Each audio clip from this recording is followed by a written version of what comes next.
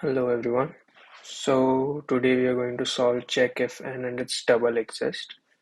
So we are given an array of integers and we have to check if there exist two indices I and j such that they are not equal, they are within the range of the array, and array of I is equal to twice of array of j. Okay, so you just need to check if its double exists or not in that array. So one simple way to do it would be to pick an element and go over all the rest of the elements and check if it is twice of this element and do it for all the elements of the array.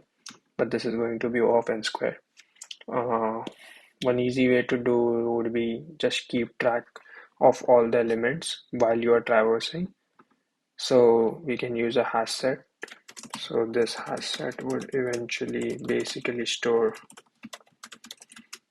the numbers we see. So what we're going to do is for int num in array, if my hash set contains num asterisk 2, if its double already exists, I'm going to return true.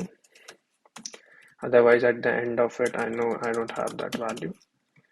And either way, I'm going to add to my hash set my new value. Now, one more thing to note here is that for a case where, let's say, this case, if we have something like this,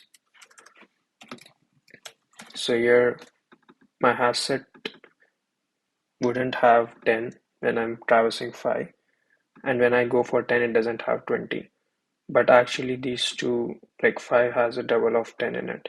So every time I'm not just going to check if it's twice the value is present, I'm also going to check if half its value is also present in that value.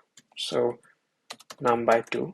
Now the one thing to note here is that uh, 10 by 2 5, this will be satisfied, but one more thing is if we do integer division, it's gonna round off to the lowest integer, so we gotta make sure that num mod 2 is also 0, and that's it. So we check whether the values double exist or if it's divisible by 2 and then its half also exists. So if either of these cases satisfy, I'm gonna return true. Okay, let's comment this out. Run code. Looks good. Submit. Awesome. So in terms of time, this is O of n, since I'm just going over the array once.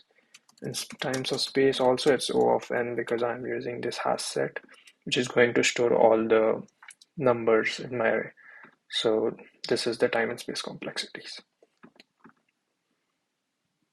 Awesome.